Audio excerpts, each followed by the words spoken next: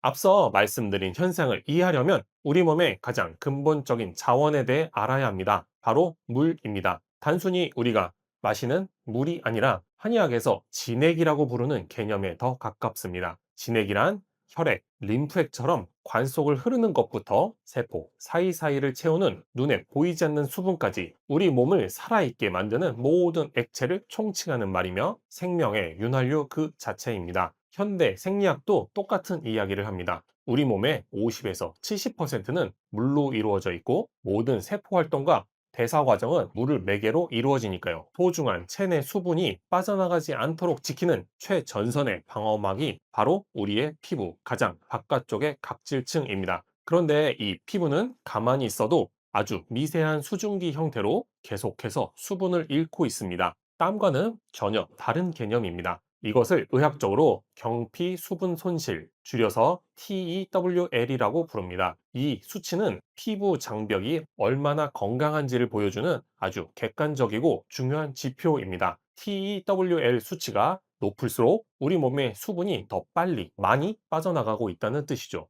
문제는 주변 환경, 특히 온도에 극도로 민감하게 반응한다는 사실입니다. 이제 전기장판 이야기를 해보죠.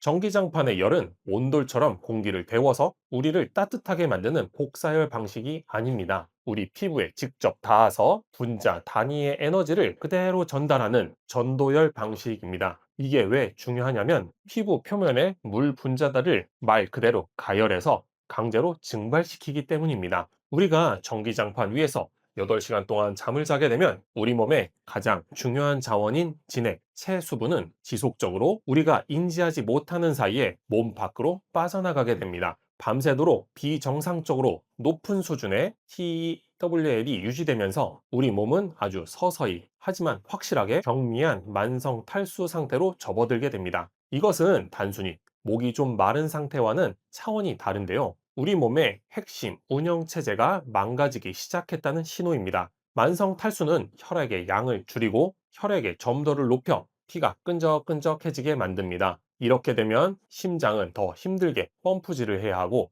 혈액순환은 당연히 원활하지 않게 됩니다. 바로 이 지점에서 많은 분들이 겪는 기이한 증상이 시작됩니다. 분명히 몸은 으슬으슬 추운데 왜 얼굴만 화닥거리고 손바닥, 발바닥에서 불이 나는 느낌이 들까 하는 증상 말이죠. 그건 우리 몸의 체온 조절 시스템이 고장났다는 비상 신호입니다.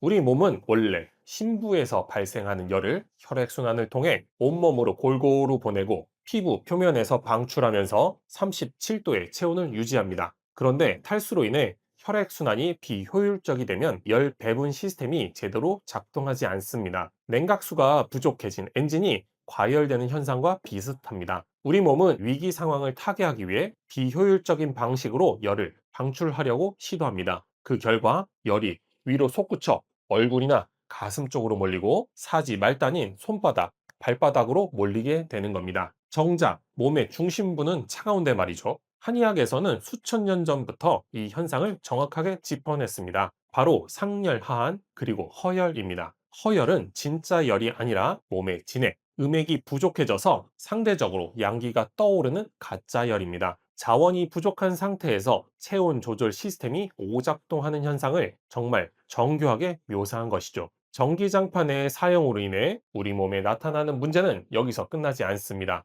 가장 큰 손상은 우리가 잠든 사이에 일어납니다. 제가 영상 맨 처음에 말씀드렸던 생명의 제1원칙을 다시 떠올려 보시죠. 깊은 잠, 특히 육체적 회복과 성장에 필수적인 서파 수면에 진입하기 위해서는 반드시 심부 체온이 하강해야만 합니다. 그런데 전기장판은 밤새도록 우리 등 아래에서 자연스러운 생리 과정을 정면으로 방해합니다. 우리 몸은 체온을 낮추기 위해 밤새도록 땀을 흘리고 혈관을 확장하는 등 필사적인 노력을 기울이지만 외부에서 계속 공급되는 열 때문에 심부 체온은 충분히 떨어지지 못합니다. 그 결과 수면의 양은 채울지 몰라도 수면의 질은 처참하게 무너집니다. 가장 깊고 회복적인 수면 단계는 억제되고 얕은 잠만 반복하다 깨어나게 되는 거죠. 이것이 바로 8시간을 자도 피곤하고 자고 일어나도 몸이 무거운 이유의 핵심입니다. 정리해 보겠습니다. 전기장판의 전도율은 피부 표면의 수분, 진액을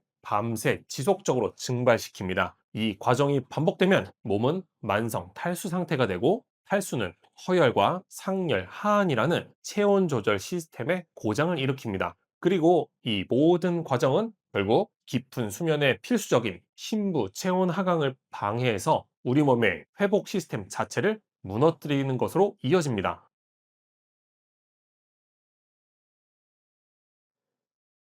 그렇다면 어떻게 해야 할까요? 이 안락함을 포기해야만 하는 걸까요? 다행히 해결책은 있습니다. 문제의 원인을 이해하면 훨씬 더 현명하게 온기를 얻을 수 있습니다. 가장 중요하고 효율적인 첫 번째 원칙은 전기장판의 용도를 바꾸는 것입니다. 수면 내내 사용하는 난방기구가 아니라 잠들기 전 침구를 데우는 예열기구로만 사용하는 것이죠. 잠자리에 들기 1시간 전쯤 미리 켜서 이불 속을 충분히 덮여놓고 눕기 직전에 반드시 전원을 끄거나 타이머를 맞춰두는 습관입니다. 이렇게 하면 인공적인 열의 방해 없이 우리 몸이 자연스럽게 심부 체온을 낮추며 깊은 잠에 빠져들 수 있습니다. 부득이하게 밤새 사용해야 한다면 두 번째 차선책은 바로 습도 관리입니다. 가습기를 사용하거나 젖은 수건을 널어 실내 습도를 50에서 60% 정도로 유지하는 것이 좋습니다. 전기장판으로 인해 건조해진 공기가 우리 호흡기 점막에 수분을 빼앗아 가는 것을 최소화해 줍니다.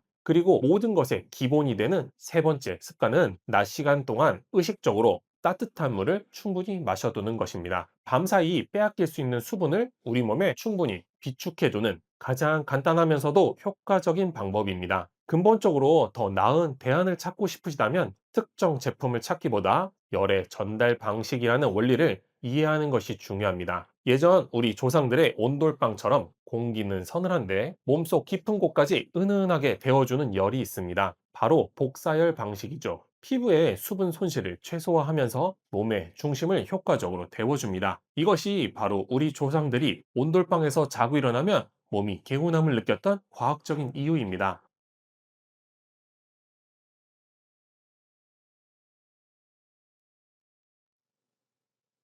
진료실에서 환자분들을 뵙다 보면 문득 오래된 의학 서적의 한 구절이 떠오를 때가 있습니다. 바로 심장에 불이 쌓여 정신이 흐트러진다는 문장입니다. 여기서 말하는 정신은 단순히 기분을 뜻하는 게 아닙니다. 옛 의서의 신이란 우리의 의식, 사고, 기억, 감정, 심지어 수면의 질까지 포함하는 뇌의 모든 고등 기능을 의미하는 기능적인 용어였습니다. 심장의 문제가 뇌의 기능 자체를 직접 흔들 수 있다는 뜻입니다. 옛날 의사들은 정말로 환자들의 몸에서 불을 봤던 걸까요? 아니면 그냥 비유적인 표현이었을까요? 하도 궁금해서 제가 직접 한번 찾아봤습니다. 심장에 불이 있다고 진단받았던 사람들의 몸에서는 결론부터 말씀드리면 정말 불이 있었습니다. 수천 년 전 의사들이 남긴 기록을 보면 그들은 특정 증상을 가진 사람들을 하나의 그룹으로 묶었습니다. 그중 하나가 바로 심화항성, 심장에 불이 왕성한 사람들이었죠. 이 사람들에게는 몇 가지 공통적인 단서가 발견되었습니다. 첫 번째 단서는 혀였습니다. 유독 혀끝이 붉어지고 자꾸 입안에 염증이 생기는 현상입니다. 이것은 단순한 색깔의 변화가 아니라 현대의학에서 말하는 설염이나 구내염 같은 명백한 염증의 반응 증거였습니다. 즉, 임상적 징후입니다. 두 번째 단서는 맥박이었습니다. 특별히 운동을 하지 않는 안정된 상태에서도 맥이 빠르게 뛰는 현상이죠. 이건 역시 느낌이 아니라 안정식, 심박수가 분당 90회 이상으로 측정되는 빈맥이라는 객관적인 상태입니다. 단서들만 놓고 보면 심화라는 것은 결국 우리 몸의 면역계가 과민하게 반응하고 심장이 필요 이상으로 흥분한 일종의 과각성 상태라고 추정해 볼 수 있습니다. 기록에는 또 다른 그룹도 있는데요. 바로 심혈허, 심장에 혈액이 부족하다고 기록된 사람들입니다. 이들에게서도 공통적인 단서들이 발견됐습니다. 첫 번째 단서는 얼굴이었습니다. 혈색 없이 창백하거나 누렇게 뜨는 현상이죠. 이것은 혈액 속 산소를 운반하는 헤모글로빈 수치가 감소했을 때 나타나는 창백이라는 빈혈의 징후와 정확히 일치합니다. 두 번째 단서는 기능적인 문제였습니다. 앉았다 일어설 때 눈앞이 핑 돌면서 어지러운 증상이죠. 기립성 저혈압의 특징적인 증상으로 실제로 일어선 직후 혈압을 측정했을 때 수축기 혈압이 20 이상 뚜렷하게 떨어지는 것을 확인할 수 있습니다. 여기까지 우리가 고대의 기록에서 찾아낸 1단계 단서들입니다. 중요한 것은 이 단서들이 모두 주관적인 느낌이 아니라 오늘날의 의학 장비로도 관찰하고 측정할 수 있는 객관적인 현상이라는 점입니다.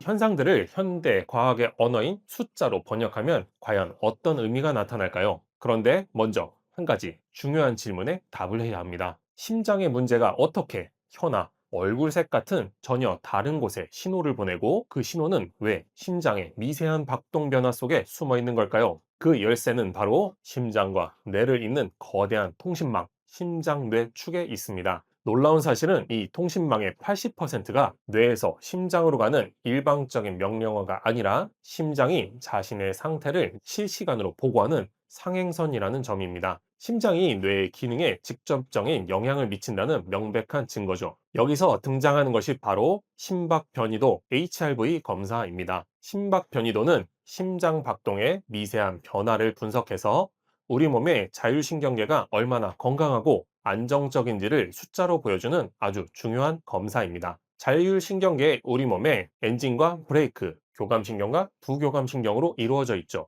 먼저 심화 그룹의 데이터를 살펴보면 이분들은 맥박이 빠르고 염증 반응이 잦습니다. 예상대로 심박 변이도 데이터에서도 아주 특징적인 패턴이 발견되는데 교감신경, 부교감신경의 비율이 비정상적으로 높게 나타났다는 겁니다. 교감신경이 극도로 과열된 상태라는 뜻입니다. 심장에 불이 붙었다는 고대의 표현은 바로 이 교감신경이 과항진 상태를 가리키는 정확한 관찰이었던 것입니다. 심화가 과열의 문제였다면 심혈원은 과연 어떤 상태일까요? 이분들은 창백하고 기립성 저혈압 증상을 보입니다. 이분들의 심박 변이도 데이터에서는 SDNN 수치가 현저하게 낮게 측정된다는 겁니다. SDNN은 우리 몸의 자율신경계가 가진 힘의 총량, 스트레스에 맞서고 회복하는 능력 그 자체를 보여주는 숫자입니다. SDNN 수치가 낮다는 것은 단순히 피가 부족한 상태를 넘어 자율신경계 조절 기능이 총체적으로 저하된 기능적 쇠약 상태라는 것이죠.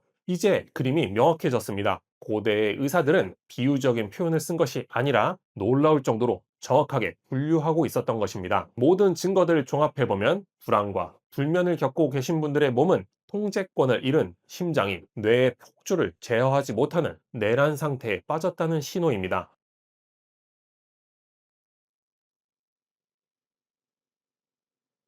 그렇다면 마지막 질문이 남습니다. 제시했던 해결책은 과연 효과가 있었을까요? 교감신경이 과열된 심화 상태의 사람들에게 과거 의사들은 황련해독탕 같은 약제를 처방하고 손목에 신문혈이라는 부위에 침을 넣었습니다. 현대 과학으로 분석해보니 놀라운 사실이 밝혀졌는데요. 황련해독탕의 핵심 성분은 우리 몸의 염증 반응을 일으키는 핵심 스위치인 NF-kappa B 경로를 차단하는 것으로 확인되었습니다. 분자 수준의 염증에 불을 끄는 역할을 하는 거죠. 신문혈에 침을 놓았을 때 뇌를 촬영하는 fMRI 영상에서 스트레스와 공포를 관장하는 뇌 편도체 부위가 안정화되는 것이 관찰되었습니다. 심박 변이도 데이터에서도 열을 식혀주는 부교감신경의 활성도가 실제로 증가하는 것으로 나타났던 겁니다. 그럼 지금부터 실생활에서 안정을 되찾고 심장에 불을 끌 수 있는 방법을 알려드리겠습니다. 물론 지금부터 소개해드리는 방법들이 현재 받고 있는 전문적인 의학적 치료를 대체할 수는 없지만 내 몸의 조절 능력을 스스로 키우고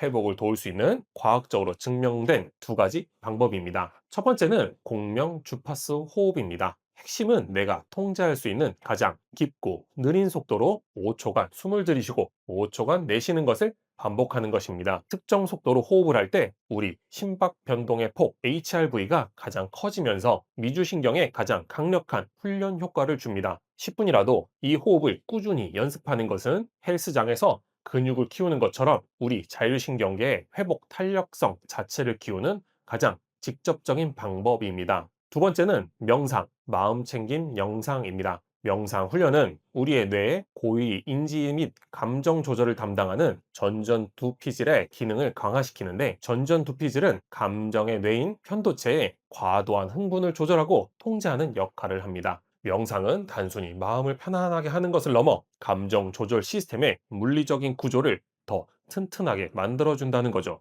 호흡과 명상은 단순히 스트레스를 푸는 기술이 아닙니다. 이것은 세상에서 가장 시끄러운 뇌의 독재를 멈추고 내 몸의 진짜 주인이자 군주인 심장의 목소리를 듣는 가장 직접적인 길입니다. 결론적으로 심장에 불이 쌓인다는 고대의 기록은 정서적 스트레스로 인한 교감신경계의 만성적인 과활성화와 그로 인해 전신적인 염증 반응에 대한 놀랍도록 정교한 관찰 보고서였던 셈입니다.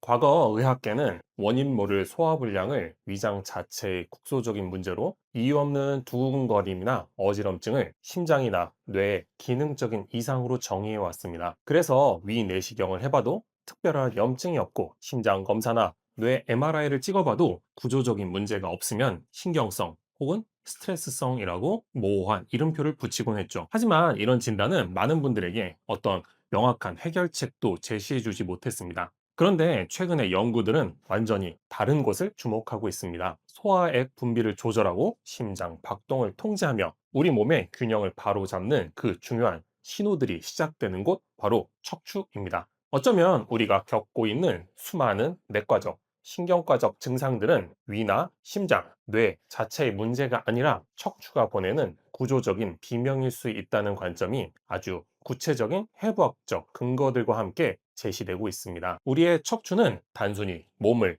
지탱하는 뼈 기둥이 아닙니다. 척추의 가장 중요한 역할 중 하나는 우리 몸의 모든 생명 활동을 무의식적으로 조절하는 자율신경계의 핵심 통로가 된다는 것입니다. 자율신경은 크게 두 개로 나뉘죠. 우리가 긴장하고 싸우거나 도망칠 때 활성화되는 교감신경, 편안하게 쉬고 소화시킬 때 활성화되는 부교감신경, 부신경이 균형을 이룰 때 우리 몸은 최적의 상태를 유지합니다. 자율신경 시스템의 모든 활동을 통합하고 지휘하는 신경학적 중심지가 바로 척추와 안과 주변을 따라 흐르는 신경 줄기들입니다. 가장 대표적인 예가 바로 목, 머리뼈, 바로 아래 위치한 1번과 2번 경추입니다. 이 부위는 우리 몸의 부교감신경계에서 가장 중요한 역할을 하는 미주신경이 뇌에서 빠져나와 온몸으로 퍼져나가는 아주 중요한 길목입니다. 해부학적으로 미주신경은 1번 경추 횡돌기 바로 앞쪽을 지나갑니다. 그런데 현대인들의 생활 습관을 한번 떠올려 볼까요? 우리는 하루 종일 스마트폰을 보거나 컴퓨터 모니터 앞에서 일을 합니다. 자연스럽게 머리는 앞으로 점점점 빠져나오고 목은 C자형의 정상적인 곡선을 잃어버리고 일자로 뻣뻣하게 펴지게 됩니다. 우리가 고개를 15도 숙일 때 목이 받는 하중은 12kg, 60도를 숙이면 무려 27kg의 무게를 견뎌내야 합니다. 이러한 만성적인 과부하는 1번과 2번 경추의 미세한 불안정성을 유발합니다. 미주신경의 기능이 저하되면 어떻게 될까요? 우리 몸의 휴식과 소화 시스템의 스위치가 제대로 켜지지 않는 겁니다. 이것이 바로 최근 경추성 미주신경병증이라는 개념으로 설명되는 현상입니다. 뚜렷한 원인 없이 어지럽고 속이 메스껍거나 불안감이 들고 머리가 안개 낀 것처럼 멍한 브레인 포그 증상들이 나타나는 이유가 부교감 신경의 신호가 제대로 전달되지 않기 때문일 수 있다는 겁니다. 목에만 국한된 이야기는 아닙니다. 등 쪽으로 내려와 볼까요? 흉추 1번부터 4번까지의 척추 분절에서는 심장과 폐로 가는 교감신경 신호가 나옵니다. 만약 오랫동안 꾸부정하게 앉아 일하는 습관 때문에 척추가 뒤로 튀어나오고 주변 근육이 만성적으로 굳어 있다면 여기서 나가는 교감신경은 과도하게 자극될 수 있습니다. 특별한 이유 없이 심장이 두근거리거나 가슴이 답답하고 숨이 잘 안 쉬어지는 증상들이 심장 자체의 문제가 아니라 흉추의 구조적인 문제에서 비롯된 신경신호의 오류일 수 있다는 뜻입니다. 소화 문제는 더욱 직접적입니다. 흉추 5번부터 9번 사이에서는 대내장신경이라는 아주 중요한 교감신경 다발이 나와서 위, 간, 담낭, 췌장 같은 상복부의 소화기관들을 지배합니다. 만약 이 부위의 척추가 틀어져 있거나 주변 조직의 압박이 심하다면 소화기관으로 나가는 신경 신호에 문제가 생길 수밖에 없습니다. 위산 분비가 제대로 조절되지 않거나 위장 운동이 저하되어 음식이 잘 내려가지 않고 더부룩한 기능성 소화불량이 나타나는 아주 구체적인 원인이 될 수 있다는 거죠.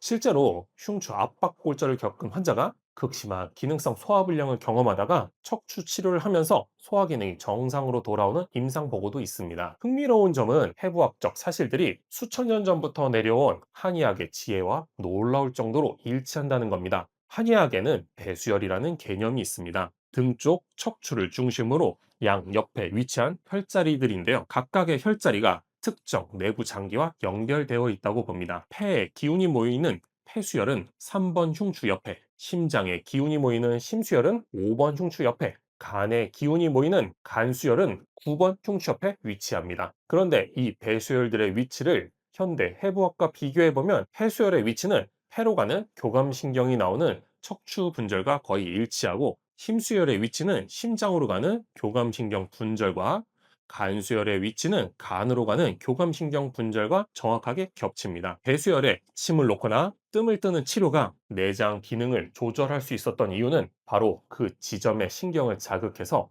해당 장기로 가는 자율신경 신호를 조절하는 아주 과학적인 신경 조절 행위였을 가능성이 높은 겁니다.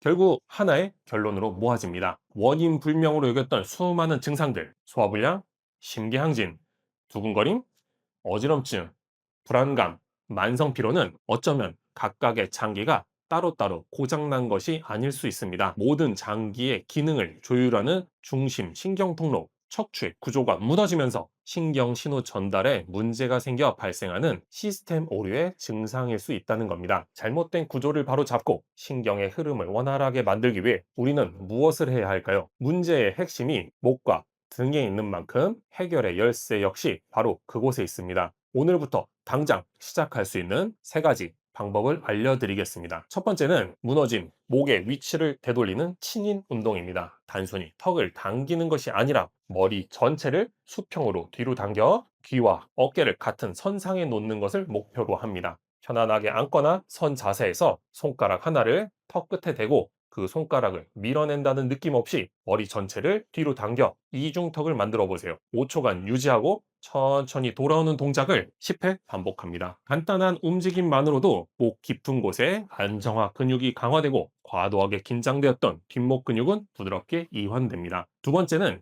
굳어버린 등을 깨우는 폼롤러 흉추 신전 운동입니다. 굽은 등은 목이 앞으로 빠져나가는 근본적인 원인이기 때문에 등을 펴지 않고 목만 교정하는 것은 의미가 없습니다. 폼롤러를 날개뼈 바로 아래 가로로 놓고 무릎을 굽힌 채 눕습니다. 양손으로 머리를 잘 받쳐 목에 힘이 들어가지 않도록 한 뒤 숨을 내쉬면서 등을 폼롤러 위로 부드럽게 젖혀주세요. 흉추 마디마디가 시원하게 퍼지는 것을 느끼며 10회 정도 반복합니다. 흉곽을 열어줘 호흡을 깊게 하고 등과 목의 구조적인 부담을 줄여주는 핵심적인 운동입니다. 혹시 등이 너무 굳어버려서 이 동작이 어렵다면 폼롤러를 세로로 세우고 위로 올라가 누워보세요. 폼롤러 위에 머리부터 꼬리뼈까지 일직선으로 올라가서 팔을 양쪽으로 벌려 대자로 눕는 것입니다. 흉추를 중심으로 몸을 전반적으로 이완시켜 줄 수 있습니다. 억지로 벌리지 마시고 중력에 따라 팔다리가 편안하게 늘어지면서 몸 전체가 이완해 주는 것이 목표입니다. 마지막 세 번째는 우리 몸의 스트레스 반응을 직접적으로 조절하는 횡격막 호흡입니다. 아무리 좋은 자세를 만들어도 몸이 계속 긴장 상태에 있다면 근육은 다시 굳어버립니다. 편안하게 눕거나 앉아서 한 손은 가슴에, 다른 한 손은 배 위에 올려놓습니다. 이제 코로 천천히 숨을 들이마시면서 가슴에 손은 최대한 움직이지 않고 배 위에 손만 부풀어 오를 때까지 해보세요.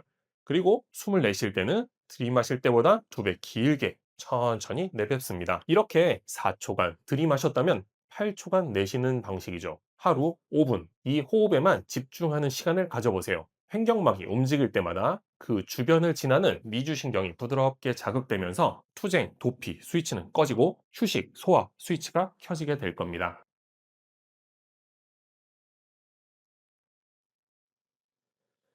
오늘 알려드린 친인 운동으로 목의 위치를 바로잡고 폼롤러 흉추 신전으로 등의 가동성을 회복하며 횡격막 호흡으로 몸의 긴장을 완화시키는 것 세 가지가 바로 척추의 비명을 잠재우고 자율신경의 균형을 되찾아 원인 모를 증상들의 고리를 끌어낼 가장 근본적인 해결책이 될 수 있습니다. 여러분의 몸이 보내는 신호의 진짜 의미를 이해하고 그 신호를 올바르게 응답해 주시기 바랍니다. 지금까지 더 깊은 한방내과 한의원 대표원장 김종민이었습니다. 감사합니다.